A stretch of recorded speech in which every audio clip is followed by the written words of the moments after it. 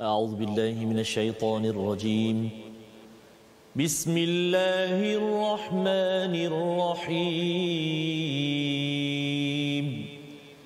الحمد لله رب العالمين. الرحمن الرحيم. مالك يوم الدين. إياك نعبد وإياك نستعين. اهدنا الصراط المستقيم. صراط الذين أنعمت عليهم غير المغضوب عليهم ولا الضالين.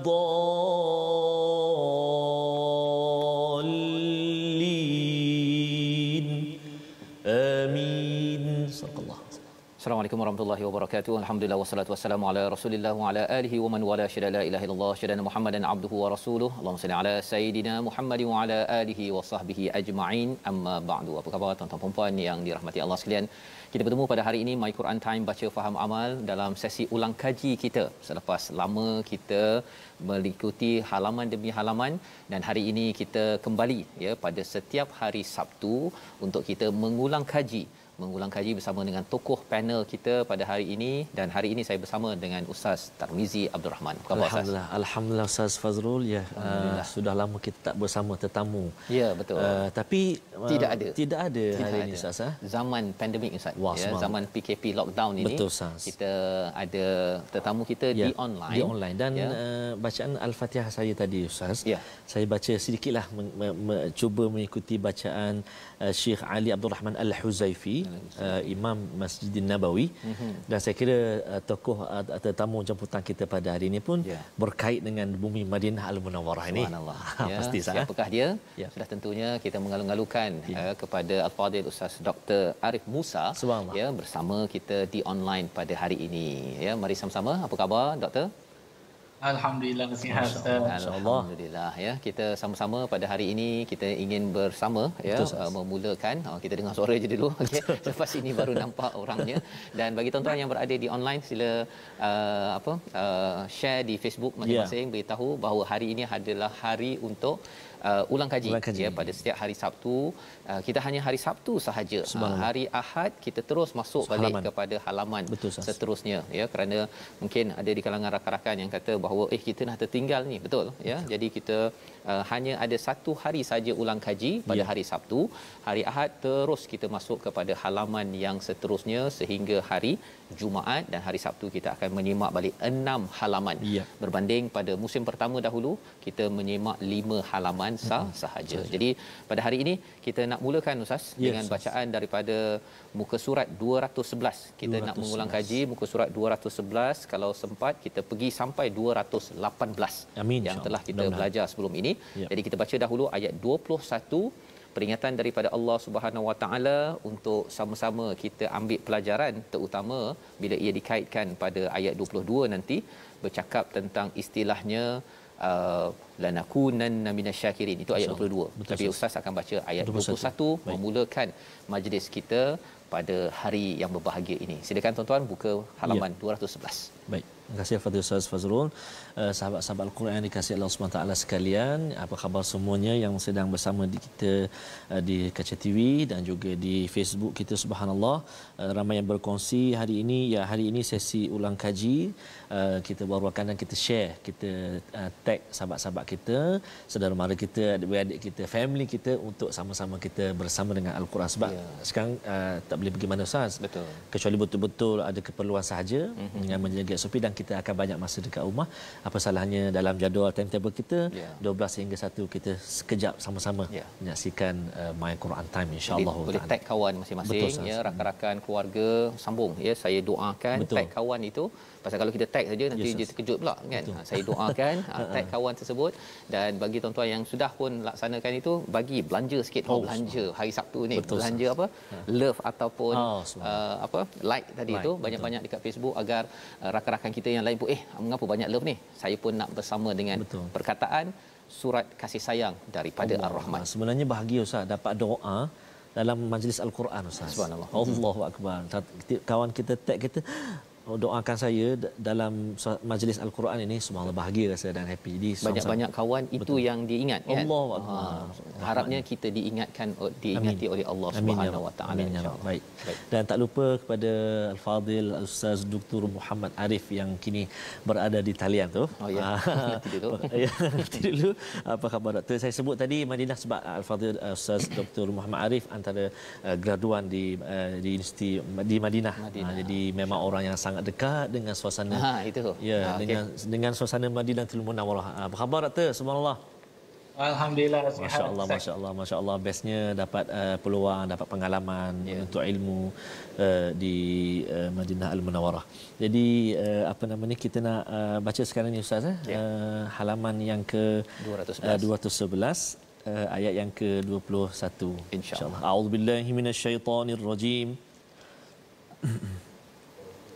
وَإِذَا أَذَقْنَا النَّاسَ رَحْمَةً مِّن بَعْدِ ضَرَّاءَ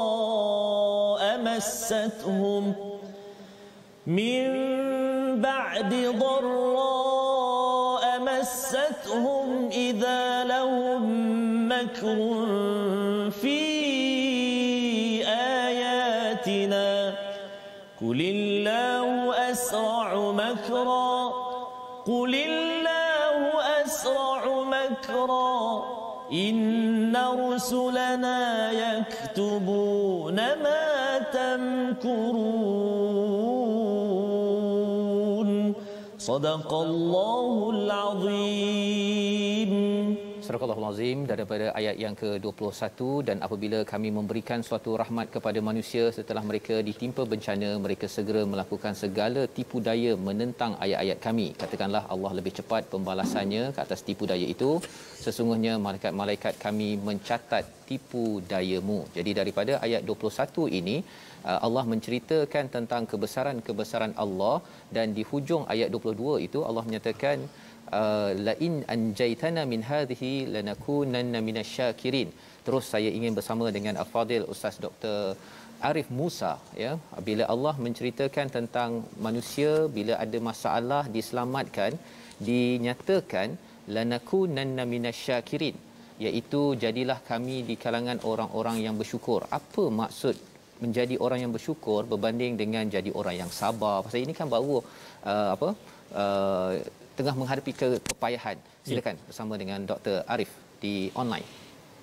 Okey. Alhamdulillah wassalatu wassalamu ala Rasulillah wa ala alihi wa sahbihi wa mawalah. Assalamualaikum warahmatullahi wabarakatuh. Waalaikumsalam. Terima kasih Ustaz Fazrul, Ustaz Tarmizi yang menjemput saya sekali lagi. Masya-Allah.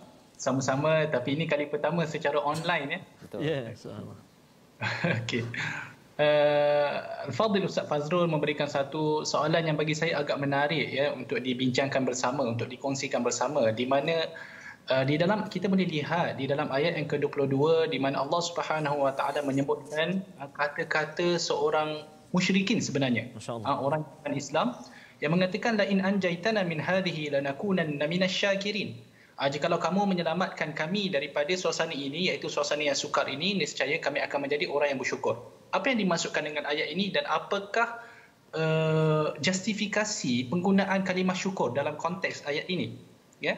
Kalau kita lihat ayat 21 yang dibacakan oleh Ustaz Tirmizi tadi dengan bacaan yang begitu merdu, ya, dan juga ayat yang ke-22, kita boleh melihat bagaimana Allah Subhanahu Wa Taala memberikan satu gambaran tentang orang musyrikin, orang yang bukan Islam ini, di mana mereka ini bila mana mereka ditimpa dengan satu musibah yang sangat besar, yang mana musibah tersebut mampu untuk meragut nyawa dia pada ketika itu. Dan kali ini kita pernah bincangkan dulu dalam sesi-sesi yang sebelum ini, di mana mereka dalam keadaan itu mereka akan kembali kepada Allah Subhanahu Wa Taala untuk memohon pertolongan, ya. Dan disebabkan keperluan yang sangat mendesak pada ketika itu, mereka sampai sanggup berjanji kepada Allah Subhanahu Wa Taala, jikalau mereka terselamat daripada musibah yang menimpa mereka pada ketika itu, mereka akan menjadi di kalangan orang-orang yang bersyukur. Kan? Dan hal ini sebenarnya berlaku pada zaman Nabi sallallahu alaihi wasallam, di mana berlaku musim kering yang terlampau dahsyat selama 7 tahun. Dan pada ketika itu orang musyrikin Makkah mengatakan kepada Nabi SAW agar memohon agar Nabi SAW berdoa agar dihilangkan musibah tersebut. Namun bila mana musibah tersebut telah dihilangkan, mereka kembali menjadi musyrikin. Okey. Jadi kalau kita lihat, mereka ini bila mana mereka ditimpa musibah, mereka sanggup berjanji agar kepada Allah, jikalau musibah ini diangkat, mereka akan menjadi orang yang bersyukur. Lalu Allah pun mengundikan keselamatan dan keamanan kepada mereka. Namun selepas beroleh keselamatan ini, mereka lalu meninggalkan janji mereka dan mereka kembali membuat kerosakan di atas bumi. Itu yang disebutkan di dalam ayat yang ke-23. Jadi perkataan syukur itu lebih sesuai dalam konteks ayat ini. Kerana syukur ini bila mana syukur ini merupakan satu tindak balas. Tindak balas terhadap suatu pemberian. Di mana di dalam hal ini Allah Subhanahu Wa Taala memberikan mereka keamanan, menyelamatkan mereka daripada musibah, sehinggakan mereka perlu pada ketika itu mereka bersyukur kepada Allah Subhanahu Wa Taala atas pertolongan yang diberikan. Dan syukur ini mungkin kalau saya boleh tambah sedikit Ustaz Fazrul, boleh syukur ini orang yang bersyukur dia perlu ada 3 perkara. Pertama sekali, bila mana mereka mengatakan bahawa kita akan menjadi orang yang bersyukur, maka pertama sekali perlu mengiktiraf satu-satu pemberian itu adalah daripada Allah Subhanahu Wa Taala. Yang kedua, mereka berbicara tentang nikmat tersebut dalam keadaan memuji pemberi iaitu Allah Subhanahu Wa Taala. Dan yang ketiga, mereka menggunakan nikmat tersebut dalam ketaatan kepada Allah. Dan ketiga-tiga perkara ini, mengiktiraf, berbicara dan memuji Allah, menggunakan nikmat tersebut pada jalan ketaatan Allah, tidak wujud pada diri orang musyrikin secara umum. Ya, kerana mereka ini menjadi lumrah bila dalam keadaan yang sangat mendesak, mereka akan kembali kepada Allah. Sehingga kan kalau kita perhati Ustaz, orang yang tidak percaya kepada Tuhan pun, ateis ni, orang ateis ni, kalau kita meletakkan dia dalam satu kedudukan yang mana sangat-sangat teruk, fitrah mereka akan terkeluar pada ketika itu. Mereka akan mula mengiktiraf ada wujudnya Tuhan dan mereka akan mula memohon kepada Tuhan tersebut. Tetapi bila mana mereka dikembalikan dalam keadaan yang senang dan lenak, kan, pada ketika itu siapa Tuhan pun mereka sudah tidak kenal. Okey. Mungkin saya boleh satu lagi perkara. Ya, silakan teruskan Ustaz. Secara online ni susah kita nak masuk Ustaz. Itulah. Tak apa, teruskan Ustaz. Okey. Tetapi dalam masa yang sama, kata Ustaz, kenapa tidak digunakan sabar? Sebenarnya benda yang digunakan sabar ini ada juga wujud di dalam Al-Quran. Ketika mana Allah Subhanahu Wa Taala berbicara tentang Nabi Yaqub alaihi salam. Bila mana Nabi Yaqub alaihi salam mengadu kepada Allah Subhanahu Wa Taala, antara benda yang disebutkan adalah fasabrun jamil. Kesabaran itu adalah benda yang baik. Jadi ada juga bila itu juga sangat-sangat dituntut bila mana kita diuji oleh Allah Subhanahu Wa Taala, lebih-lebih lagi kita sekarang diuji dengan COVID, dengan kematian yang begitu banyak, maka ikutlah kata Nabi Yaqub alaihi salam, fasabrun jamil. Kesabaran itu sangat-sangat cantik dan kita mengadulah kita kepada Allah seperti mana Nabi Yaqub juga buat, innama ashku bathi wa huzni ila Allah. Kita mengadu kesedihan kita kepada Allah Subhanahu Wa Taala, wallahu a'lam.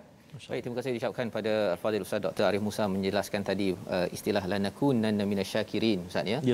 Kerana sebelum itu ada perkataan la in anjaitana, jika engkau selamatkan. Dia ada dia punya syaratnya. Kalau engkau selamatkan, aku bersyukur. Tapi kalau tak selamatkan ataupun dia macam ada main-main tolak tali, tarik tali dengan Allah SWT, padahal kluk-klak. Okey. Padahal sebenarnya syukur ini kita buat pada setiap masa, ketika senang, ketika susah, kita selalu menjadi orang yang bersyukur. Itulah yang dilaksanakan oleh sunnah Nabi sallallahu alaihi wasallam. Nabi ketika senang, ketika susah terus beribadah pada waktu malam. Aisyah mencari mana pada waktu malam ini, bukankah aku ini menjadi hamba yang bersyukur. Jadi ini pelajaran daripada 211 dan kita pergi pada muka surat 212 ayat yang ke-33 di hujung sekali itu. Kita nak minta Ustaz Tarmizi kita baca di mana di situ ada perkataan kadzalika haqqat kalimatu rabbik. Perkataan kalimatu rabbik itu yang kita nak minta Ustaz Dr. Arif menjelaskan nanti apa maksud kalimatu rabbik untuk sama-sama kita jiwai, committed tentang istilah ini dalam kehidupan kita. Kita baca dahulu ayat 33 surah Yunus. Sila Ustaz. Baik, terima kasih Al-Fadhil Ustaz Fazrul. Tuan-tuan dan puan-puan sahabat Al-Quran yang dikasihi Allah SWT sekalian, juga Al-Fadhil Ustaz Dr. Arif. Kita nak lihat sekarang ayat yang ke-33. Jom kita cuba baca ayat 33 ini dengan bacaan Ras insya-Allah. A'udzu billahi minasyaitonir rajim. Kadzalika haqqat kalimatu rabbika 'alal ladzina fasaqu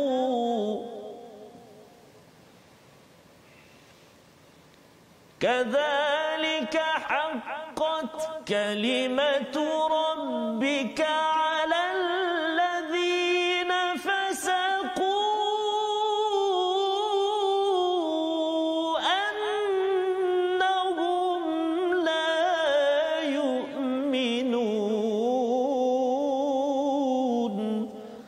Sadaqallahul Azim. Demikianlah telah tetap hukuman Tuhanmu terhadap orang-orang yang fasik kerana sesungguhnya mereka tidak beriman. Kadzalika haqqat kalimatu rabbik, diterjemahkan sebagai telah tetap hukuman Tuhanmu. Apa maksud kalimatu rabbik ini sebenarnya, Dr. Arif online? Okey. Bismillah. Jadi mengenai kalimah perkataan kalimah yang warid di dalam ayat yang ke-33. Kalau kita buka kitab-kitab tafsir, yang kita buka ataupun lebih mudah kita buka kitab yang menceritakan tentang kalimat-kalimat di dalam Al-Quran, iaitu kitab Al-Mufradat untuk sahib Raghib Al-Asfahani, ya. Kalimah ni, perkataan kalimah ni di dalam Al-Quran ini dia mempunyai pelbagai makna. Dia merujuk kepada pelbagai makna. Kan? Kadang-kadang dia boleh merujuk kepada doa, kadang-kadang dia boleh merujuk kepada kata-kata manusia, kadang-kadang dia boleh merujuk kepada kata-kata Allah Subhanahu Wa Taala. Tetapi yang dimaksudkan di dalam ayat ini adalah memang seperti mana yang disebutkan di dalam terjemahan tadi. Agak menarik. Iaitu ketetapan apa kalau disebutkan dalam terjemahan tadi apa Ustaz? Minta maaf saya hukuman Tuhanmu terhadap orang yang fasik. Hukuman Tuhan. Okey. Ketetapan. Itu kalau ikutkan para ulama tafsir juga menyebut, kalau saya boleh terjemah para ulama tafsir punya kata-kata adalah ketetapan Allah dan hukumannya. Maksud dia kalimah kat situ dia merujuk kepada ketetapan Allah Subhanahu Wa Taala. Dalam arti kata, kadzalika haqqat kalimatu rabbika 'alal ladzina fasaqu annahum la yu'minun. Dalam arti kata yang pertama sekali kalau kita berbicara tentang ketetapan Allah Subhanahu Wa Taala, ketetapan Allah menetapkan bahawa mereka yang melampaui batasan Allah Subhanahu Wa Taala, mereka yang melanggar perintah Allah Subhanahu Wa Taala, mereka yang bongkak dan sombong, yang enggan menerima apa yang disampaikan oleh Rasulullah SAW, ketetapannya adalah mereka tidak akan beriman. Iman itu tidak akan dapat masuk ke dalam hati yang rosak. Iman itu tidak akan dapat menembusi jiwa yang penuh dengan kufur. Ya, jadi ini yang dimaksudkan mereka yang melampaui batasan Allah, mereka sesekali tidak akan beriman. Dan kalau kita lihat pada ayat-ayat yang sebelum dia, kalau kita menelusuri daripada atas ke bawah, daripada qul man yarzuqukum apa semua tu, daripada ayat yang sebelum dia, kita boleh nampak bagaimana Allah Subhanahu Wa Taala mendatangkan pelbagai hujah dan dalil kepada mereka, kepada orang-orang kafir ini. Di mana hujah tersebut kalau nak ikutkan, kalau kita fikir secara logik, hujah yang Allah Subhanahu Wa Taala berikan adalah hujah-hujah yang sangat convincing. Yang jelas. Sangat kita kalau kita dengar dia boleh menusuk jiwa kita. Dan sebenarnya hujah-hujah ini memang mendalami, menusuk jiwa mereka, orang-orang kafir ini. Sebab kalau kita lihat, mereka beriman juga kepada Allah, tetapi dalam cara mereka yang tersendiri, dalam aspek yang tertentu, dalam keadaan yang tertentu. Contoh bila ditanya siapa pemberi rezeki, mereka boleh menjawab Allah. Tetapi bila kata kamu perlu sembah siapa? Saya kena sembah yang sebelah sana. Bila dalam keadaan yang sukar, siapa yang kamu mohon? Allah. Bila keadaan kamu senang, siapa yang kamu mohon? Yang sebelah sana. Doktor, itu maksudnya mereka ini macam pilih-pilih Tuhan lah, ya? Ya. Dia ingat ini permainan apa entah boleh main pilih-pilih. Jadi sebenarnya kalau kita katakan hawa nafsu mereka membawa mereka jauh daripada Allah Subhanahu Wa Taala. Maksudnya ketetapan Allah di situ hasilnya adalah Allah Subhanahu Wa Taala akan memasukkan mereka di dalam neraka Jahanam. Itu yang Ustaz katakan tadi, hukuman. Maksudnya kalimah kat situ kita boleh mengatakan, boleh membawa satu maksud iaitu ketetapan Allah. Dan satu lagi kita boleh, dan dalam masa yang sama dia merujuk kepada hukuman di mana barang siapa yang tidak beriman, barang siapa yang kufur kepada Allah Subhanahu Wa Taala tidak boleh lari daripada hukuman yang Allah Subhanahu Wa Taala sediakan, annahum min sakinin nar, di mana mereka adalah penduduk neraka api yang menyala. Dan saya masih ada masa ke? Saya risau juga bila secara online ni saya boleh tengok Ustaz Fazrul. Baik, itu jelas sebenarnya tadi. Dan bila bercakap tentang kalimah, pasal bila cakap tentang kalimati rabbik ini, kita baca Al-Quran ni ada kalimah-kalimah. Adakah sumber kita nak tahu ketetapan Allah ini ada kaitan dengan Quran ini sendiri, Ustaz, sebenarnya? Kalau boleh jelaskan. Kita tidak boleh lari untuk memahami maksud yang kalimah ini. Kita perlu merujuk juga kepada Al-Quran. Saya mungkin saya kurang faham sikit dengan soalan Ustaz tu. Boleh Ustaz ulang sekali lagi? Ya, maksudnya ialah maksudnya kalau kita nak tahu ketetapan Allah, kita nak tahu peraturan Allah ini dari segi, biasanya orang cakap hukum hakam ni halal haram apa sebagainya, tetapi dari segi hukum hakam psikologi, sosiologi, perubahan masyarakat, siapa yang akan kena denda, tak kena denda, sebenarnya juga kena difahami daripada Al-Quran ini sendiri. Macam tu kan kefahamannya? Menarik soalan Ustaz. Kebetulan Ustaz, saya pagi tadi bersiaran di dalam rancangan Reach. Dan saya menyentuh satu ayat yang sangat-sangat berkait dengan apa yang Ustaz tanya. Iaitu inna hadzal Qur'ana yahdi lillati hiya aqwam. Bahawa Al-Quran ini memberi hidayah kepada jalan yang betul, jalan yang paling betul. Ya, dan hidayah panduan Allah Subhanahu Wa Taala adalah berbentuk syumul. Dia merangkumi pelbagai perkara. Dia merangkumi urusan duniawi, dan dia merangkumi aspek sosial, perundangan, aspek ekonomi, sains dan segala-galanya. Dan dalam masa yang sama dia merangkumi aspek ukhrawi yang sangat penting, iaitu amal, iman dan akhlak dan sebagainya. Tetapi dalam masa yang sama Ustaz, sangat penting untuk kita kena faham. Kadang-kadang orang dia terbawa-bawa dalam masalah ini. Al-Quran adalah satu kitab hidayah dan dia bukan kitab sains. Dia Allah Subhanahu Wa Taala memberikan isyarat-isyarat kepada ilmu-ilmu saintifik di dalam Al-Quran, tetapi Allah Subhanahu Wa Taala tidak memberikan formula yang boleh kita formula yang lengkap. Tidak. Seolah-olah bila mana Allah Subhanahu Wa Taala menerangkan tentang kejadian manusia. Jadi bila kita nampak ia sangat-sangat selari dengan apa yang ilmu sains capai dalam menggunakan teknologi yang baru. Tetapi yang paling penting bukanlah ilmu itu sahaja, tetapi apakah yang hendak dituju dengan ilmu tersebut, iaitu untuk kita semua kembali kepada Allah Subhanahu Wa Taala. Terima kasih ucapkan pada Ustaz Dr. Arif Musa yang menjelaskan tentang Quran ini sebenarnya bukan kitab sains, tetapi ada elemen-elemen pelbagai ilmu untuk membawa kepada hidayah, menuju kepada Allah Subhanahu Wa Taala. Jadi ini panduan penting. Kita berehat sebentar, kita kembali selepas ini untuk mengulang kaji lagi halaman seterusnya My Quran Time, baca faham amal, insya-Allah.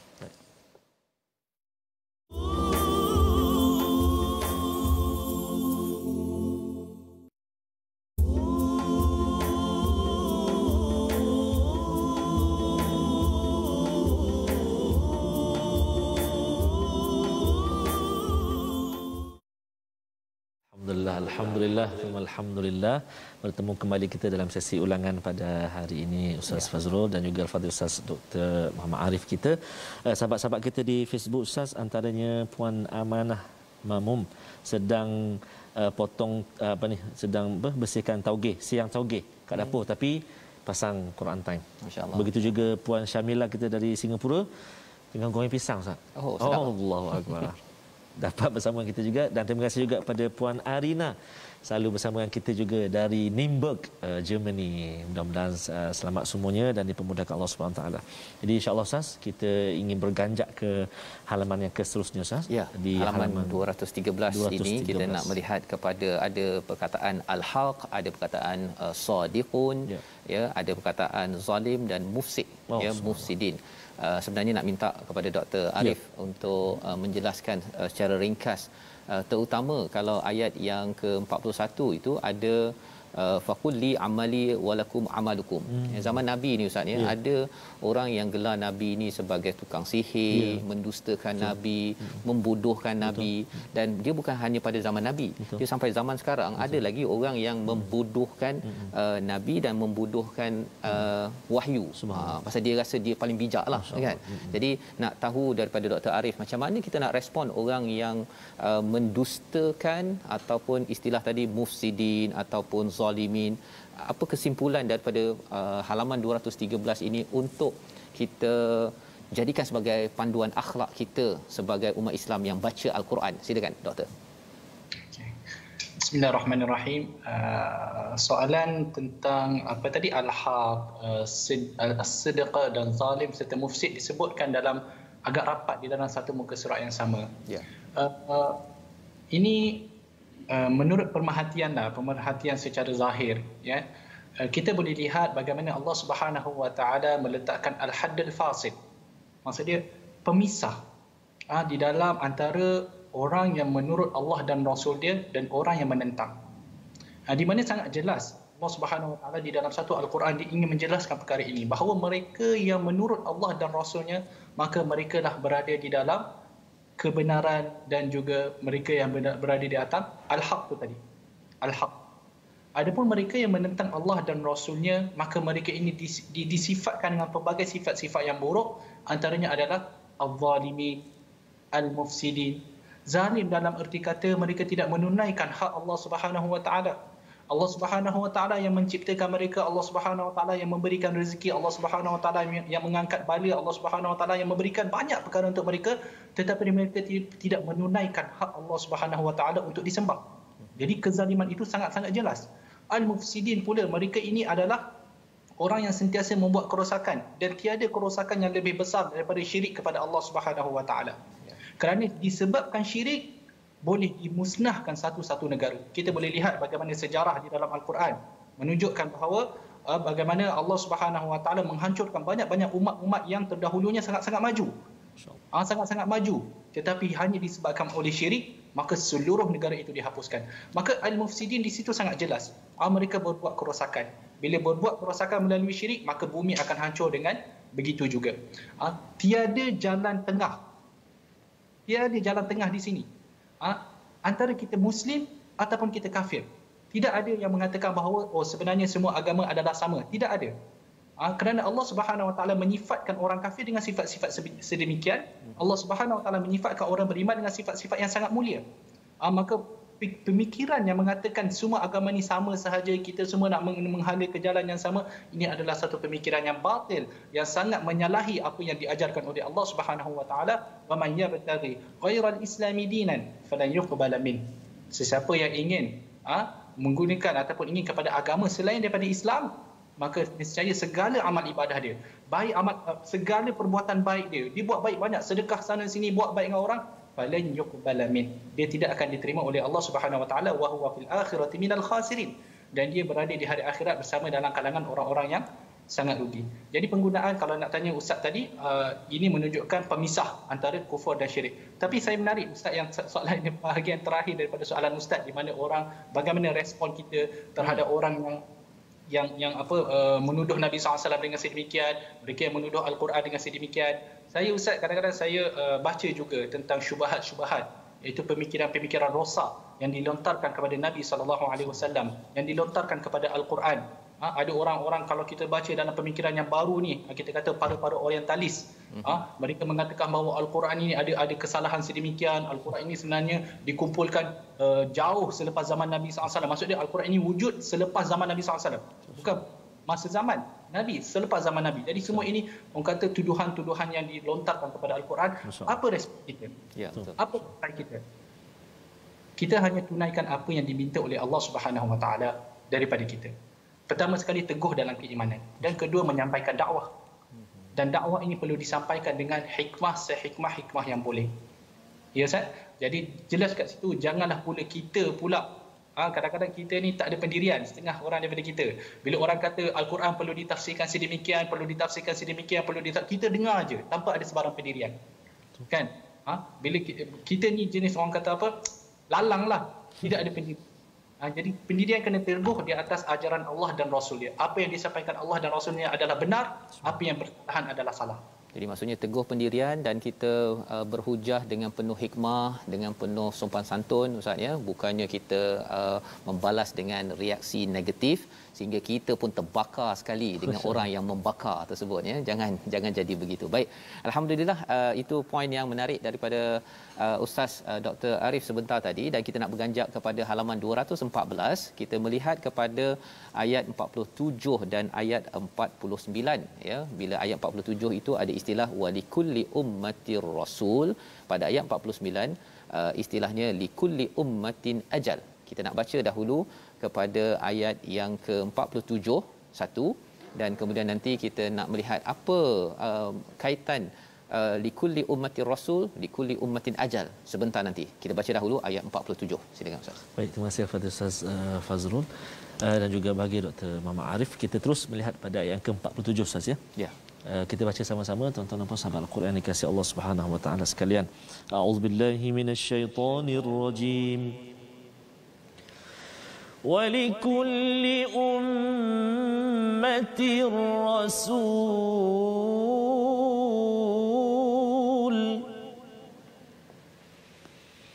فَإِذَا جَاءَ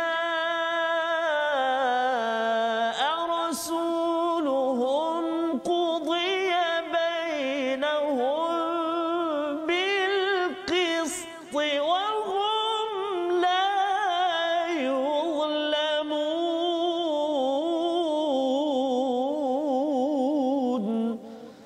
صدق الله العظيم.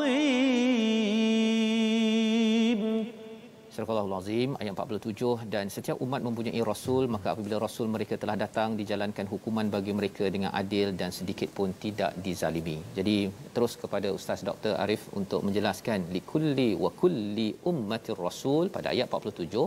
Ayat 49 itu ada likulli ummatin ajal. Jadi apa maksud kaitan antara keduanya ini? Silakan. Subhanallah. Mencari perkaitan di antara ayat ni bukanlah satu benda yang mudah lah.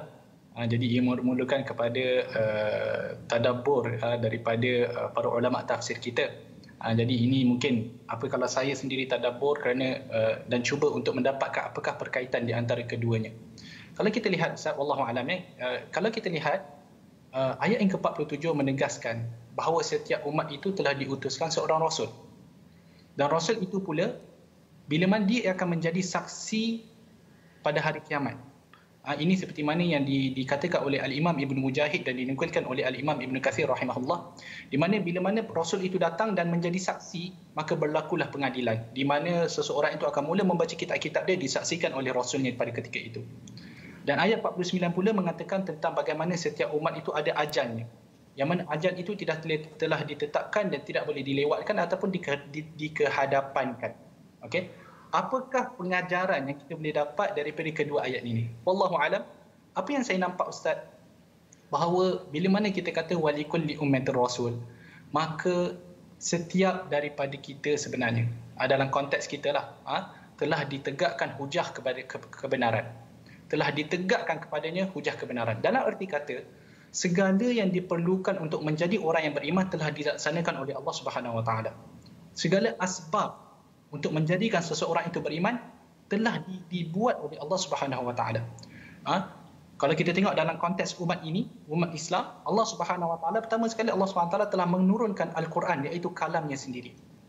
Yang mana di dalam Al-Quran itu terhimpunnya segala jenis panduan yang diperlukan oleh seseorang mukmin. Dan Allah Subhanahu Wa Taala bukan sekadar menurunkan Al-Quran. Allah Subhanahu Wa Taala mengutuskan pula seorang rasul. Rasul yang sangat mulia, Nabi Muhammad sallallahu alaihi wasallam. Rasul tersebut melaksanakan tugasnya dengan sempurna, menyampaikan Al-Quran dengan sebaiknya. Dan segala apa yang disampaikan Rasul ini menyediakan diri kita untuk berhadapan dengan Allah Subhanahu Wa Taala pada hari akhirat kelak. Dan ini membawa kita kepada ayat yang kedua, walikulli ummatin ajal. Di mana setiap daripada kita mempunyai ajal yang telah ditetapkan oleh Allah Subhanahu Wa Taala dan tidak berubah.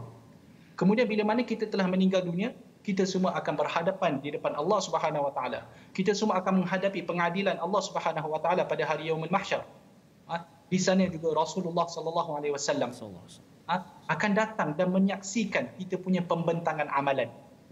Seperti mana sama juga dalam ayat yang saya tafsirkan pada pagi tadi, Iqra' kitabak kafa bi nafsika al-yawma 'alayka hasiba. Bacalah kitab kamu. Kita itu sudah cukup untuk menjadi saksi atas apa yang kamu lakukan. Maksudnya bila kita membaca kitab tersebut, Rasulullah SAW akan menjadi saksi. Rasulullah akan menyaksikan adakah kita ni antara orang yang menyambung legasi dakwah, adakah kita ni menyambung legasi orang yang beriman, kita menyambung ajaran baginda sallallahu alaihi wasallam, ataupun kita ini meninggalkan segala ajaran Nabi sallallahu alaihi wasallam pada ketika itu. Jadi ini kalau kita sebagai orang yang beriman, kita bila baca ayat macam ni, kita cuba membayarkan diri kita dalam keadaan itu, di mana kita membaca kitab kita di depan Allah Subhanahu Wa Taala dan Rasulullah menyaksikan. Mungkin sekarang kita tidak merasa, tapi pada saat itu apakah perasaan yang kita boleh rasa? Jadi ayat-ayat inilah apa yang saya boleh nampak antara perkaitan antara dua ayat ini, wallahu a'lam. Terima kasih diucapkan pada Dr. Arif ya, melihat kepada kaitan setiap umat itu ada rasul, dan kita ada rasul kita Nabi Muhammad sallallahu alaihi wasallam. Harapnya bila kita ini bertemu Allah nanti, tuan-tuan sekalian yang bersama pada hari ini, kita ustaznya diakui oleh Nabi sallallahu alaihi wasallam bahawa kita ini berlaku adil, tidak zalim, kerana kita kembali kepada risalah yang dibawa, yang diperjuangkan oleh Nabi Muhammad sallallahu alaihi wasallam 23 tahun dengan peluh, dengan darahnya, dan kita dapat pada hari ini di depan TV ya. Harapnya kita ambil secara serius agar bila kita sampai ajal umat ini kembali pada Allah, kita bawa yang terbaik dapat disaksikan oleh Nabi Muhammad sallallahu alaihi wasallam, dan kita bersama di akhirat nanti. Jadi kalau kita pergi kepada muka surat 215, ada satu ayat yang memang penting ustaz. Kita nak baca daripada ayat 57 dan 58 lah, dua ayat. Berkaitan dengan Quran, berkaitan dengan mau'izah daripada Allah. Kita baca dahulu ayat 57 58, dan kemudian nanti kita nak lihat mengapa dalam ayat ini menggunakan perkataan falyafrahu ya, subhanallah, yang kita nak kaitkan pasal doktor daripada universiti awam nak lihat macam mana kalau ada pelajar lepasan SPM ada banyak A, kumpulkan sijil dekat sini, khairum mimma yajma'un. Apa panduan untuk universiti, untuk cikgu-cikgu yang sedang mendidik anak bangsa agar kita falyafrahu pada tempat yang benar. Kita baca dahulu. Baik, terima kasih kepada Ustaz Fazrul, yang bagi Ustaz Dr. Arif. Kita nak baca dua ayat sekarang ini, tuan-tuan dan puan sahabat Al-Quran, iaitu ayat 57 dan 58. Betul Ustaz ya? Okey, baik, jom kita sama-sama baca sahabat Al-Quran dua ayat ini. A'udzubillahi minasyaitonirrajim. Ya ayyuhan nasu qad maw'izatun min rabbikum wa shifaa'un lima fis sudur wa shifaa'un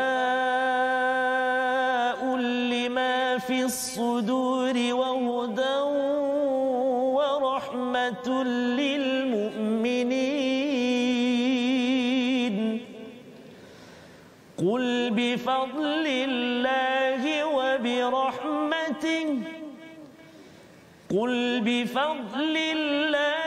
وبرحمته فبذلك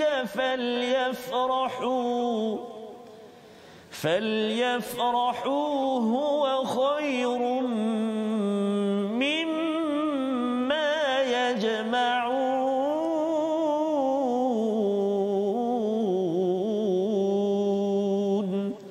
صدق الله العظيم.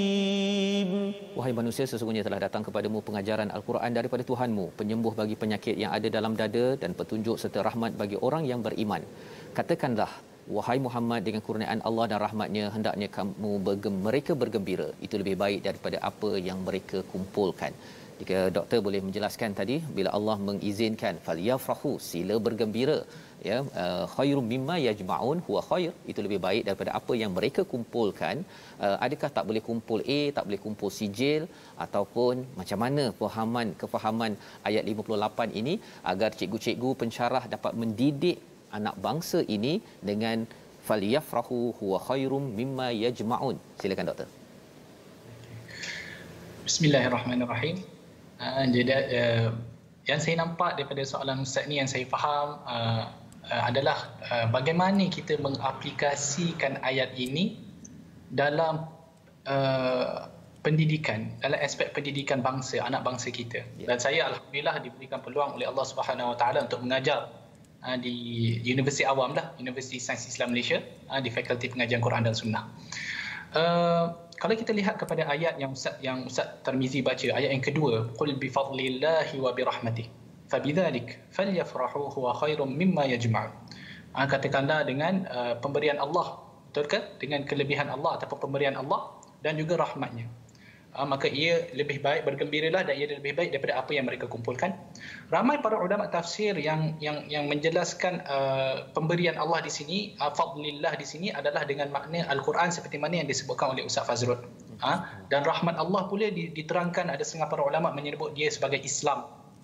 Ada juga yang menyebut pandangan-pandangan yang lain, tetapi hampir sama dekatlah kita kata. Jadi ayat ini kalau kita nak menggunakan dia dalam aspek pendidikan anak bangsa kita, maka tidak boleh lari kita untuk mengenalkan umat Islam kepada Al-Quran.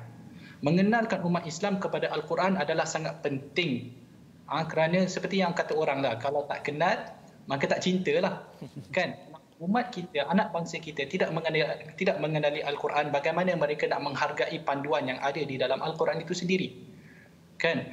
Jadi pendedahan umat Islam kepada Al-Quran perlu dibuat dengan secara komprehensif, di mana ia tidak hanya terhad kepada gaya pembacaan semata. Kadang-kadang kita terlampau menekankan kepada tajwid tu biar betul. Qaf, mana makhraj dia? Ini bidang Ustaz Tarmizi lah. Kan? Ha, kha, mana makhraj dia? Kan? Jadi itu ramai daripada kita alhamdulillah, pembudayaan bacaan Al-Quran secara bertajwid itu berlaku dengan begitu cantik sekali. Tetapi ia tidak patut hanya terhenti di situ. Penghayatan dan amalan juga perlu diterapkan bersama.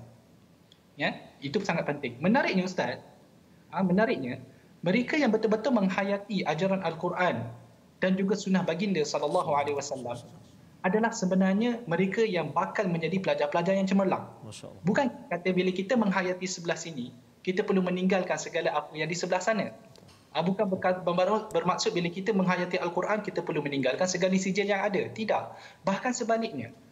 Kerana Al-Quran sangat menitik beratkan ilmu dalam pelbagai bidang. Al-Quran menitik beratkan umat Islam agar mereka mendalami ilmu-ilmu Allah Subhanahu Wa Taala.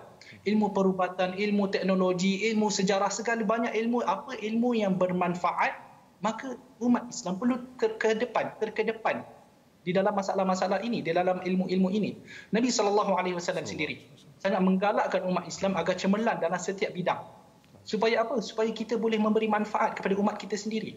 Khairun nas anfa'uhum linnas. Sebaik-baik manusia adalah mereka yang banyak memberi manfaat kepada manusia yang lain. Dan bagaimana kita hendak memberi manfaat jika kita bukan pakar di dalam satu-satu bidang? Macam mana kita nak bermanfaat, menyumbang kepada umat Islam di dalam bidang COVID kalau kita tidak ada doktor-doktor pakar yang tahu bagaimana untuk menghasilkan vaksin, yang tahu bagaimana untuk mengkaji vaksin mana yang sesuai, yang tahu bagaimana untuk menjana ubat yang boleh menyembuhkan, kan? Jadi kita katakan dengan penghayatan Al-Quran yang mendalam, yang betul, ini akan menghasilkan satu pelajar yang cemerlang, kan, dalam segala bidang. Pendek kata Ustaz, kalau kita meletakkan, menghayatikan pelajar-pelajar kita dengan Al-Quran, bukan bermaksud mereka meninggalkan dunia. Tidak. Ya, dia pergi ke arah yang sama, cuma motivasi dia motivasi yang lain. Motivasi dia adalah motivasi ilahi.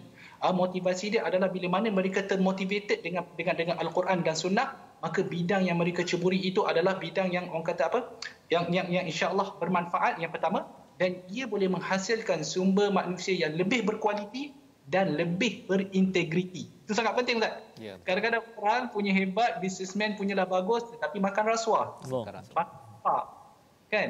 Jadi bila mana pelajar-pelajar ini dikedepankan dalam satu platform yang suci, insya-Allah hasil yang kita dapat hasilkan adalah jauh lebih baik dan mulia, insya-Allah. Terima kasih diucapkan pada Dr. Arif ya sebagai satu penegasan penting Ustaz ya dalam dunia pendidikan, di mana untuk kita menghasilkan tenaga kerja yang cemerlang ya, insan cemerlang ini kena kembalikan balik kepada panduan ilahi. Moga-moga Allah izinkan ya cikgu-cikgu, pensyarah-pensyarah yang ada terus bawa anak murid sains, belajar geografi, sejarah sebagainya, tetapi mesti puncaknya itu menuju kepada mau'izah, peringatan, rahmat daripada Allah Subhanahu Wa Taala. Kita berdoa pada Allah, Allah izinkan kita menjadi umat yang dipimpin hidayah. Silakan. Bismillahirrahmanirrahim. Alhamdulillahirabbil alamin, wassalatu wassalamu ala asyrafil mursalin wa ala alihi wa sahbihi ajma'in. Allahumma salli ala sayyidina Muhammad wa ala ali sayyidina Muhammad. Allahumma inna na'udzu bika minal barasi wal junun wal judhami wa min sayyi'il asqam. Ya Allah, ya Tuhan kami, ampun dosa kami ya Allah, dosa mak ayah kami ya Allah, muslimin dan muslimat bi rahmatika ya arhamar rahimin. Walhamdulillahi rabbil alamin. Amin ya rabbal alamin. Terima kasih diucapkan pada Ustaz Tarmizi, Ustaz Dr. Arif Musa di online sudi bersama pada hari ini. Insya-Allah kita bertemu lagi. Insya-Allah tuan-tuan, kita teruskan ya bagi tuan-tuan yang berkelapangan terus menyumbang dalam tabung gerakan Al-Quran agar kita nak membina generasi yang peka kepada hidayah, peka kepada amanah integriti yang puncanya daripada Allah, bukannya daripada manusia. InsyaAllah kita bertemu dalam siaran ulangan, dan teruskan tuan-tuan menjaga kesihatan, luaran dalaman. Tahniah diucapkan pada semua yang berusaha untuk menjaga kesihatan dan menjaga SOP.